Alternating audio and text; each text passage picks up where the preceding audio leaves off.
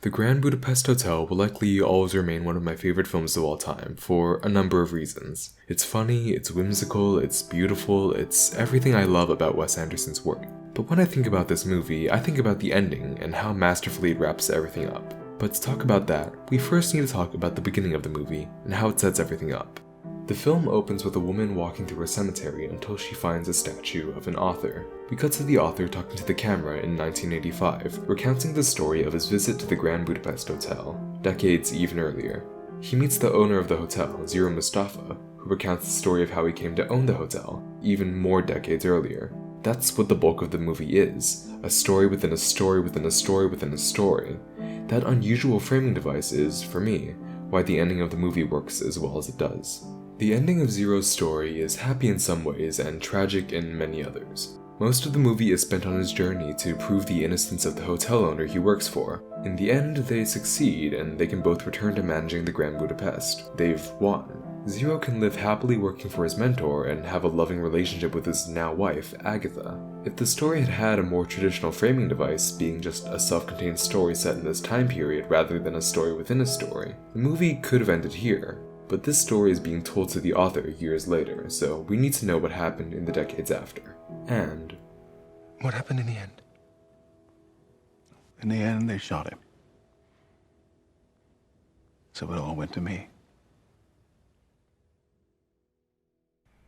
Zero's mentor is killed. His wife and child die soon later due to disease. It's a somber ending, but that's the note that the movie decides to leave Zero's story on. After finishing his story, Zero departs and we see the author return to his room. We then return to the author telling the story in 1985. And finally, we leave the author recounting his visit to the hotel and return to the woman reading the story all that time later. The ending of the Grand Budapest Hotel is all about time gone by. The story within a story within a story within a story isn't just a framing device to set the movie apart. It tells the audience that this story is long in the past. By now, the hotel is probably demolished after its decline over Zero's life, with no successor to match his passion for those years when the hotel was in its prime. Its legacy has come to an end, and it's been over for a long time. I also want to give a mention to how this movie uses aspect ratios to really cement this point. Each time period is given its own aspect ratio. Zero's story is in 4:3, the author hearing the story is in 21:9, and the story being read is in 16:9. When we finally go forward through each time period to see how the story's been recounted all those years later, the aspect ratio makes every jump forward in time feel that much more significant.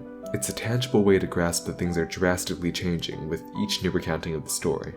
The ending takes a tragic story and makes it all the more powerful by directly telling the audience, the story is done, and there's nothing more to be told. This is how we're leaving these characters. It's sad, and the first time I watched this ending, I thought it was a depressing choice. The era of these characters and their journey is long gone, and it seems like, despite their victory, it ended in tragedy and it was all for nothing.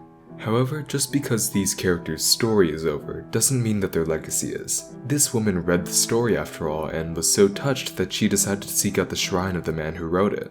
Yes, the story of Zero was long in the past, and yes, it ended in tragedy, but that doesn't mean it was for nothing.